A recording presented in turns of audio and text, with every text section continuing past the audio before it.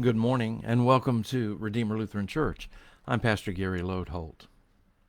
We have spent this week together exploring the ways the people in the Bible buried their dead.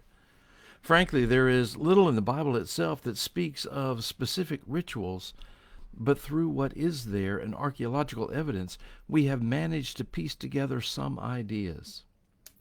As we wrap up this week today, I want us to dig a little deeper and look at a couple of Bible passages dealing with the death of Abraham.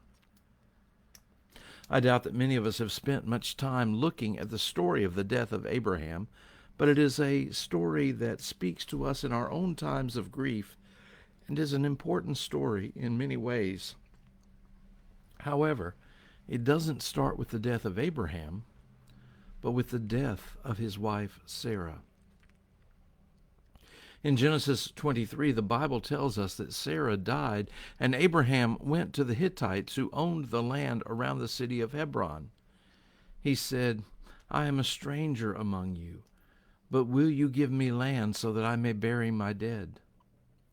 The Hittites said, "Of course, name whatever land you want."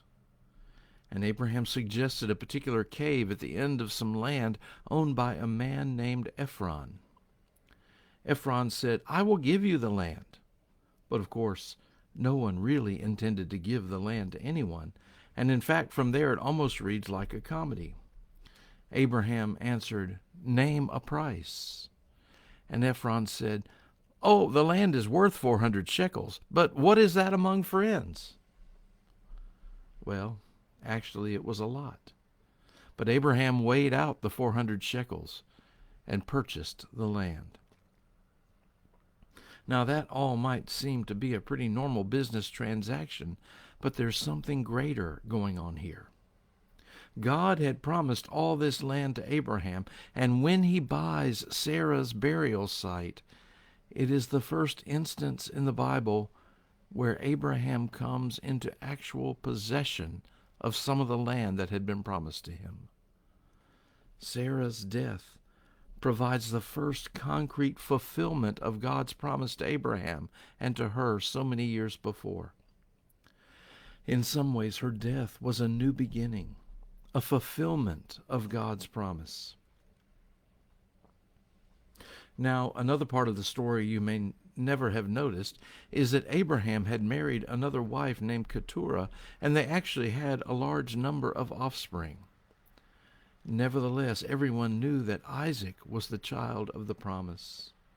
And Abraham gave all his children gifts and sent them to other lands, but to Isaac he gave everything.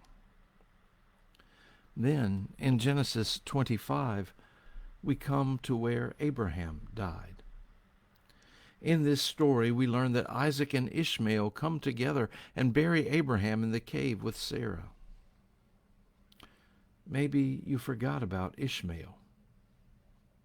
Long before, when it had looked like God wasn't going to keep his promise that Sarah would have a child, she sent her handmaid Hagar in to Abraham, thinking that God had meant for Hagar to bear a child on Sarah's behalf. It turned out that Ishmael was born, and as the story goes along, it ends up with Ishmael being sent away and Isaac being Abraham's true heir. Isaac's line led to the people of Israel, but God didn't forget Ishmael either. Ishmael became the father of all the Arabic peoples. In many ways, the bad feeling and mistrust between these two brothers is still being played out among their descendants in our world today. And yet, in Genesis 25, as we read the story about Abraham's death, we find that Isaac and Ishmael came together to bury their father. So often, death supersedes our quarrels and disagreements, doesn't it? If ever there is a time for a broken family to come together and to mend fences, a death is that opportunity. The shared loss is bigger. The shared grief builds bridges.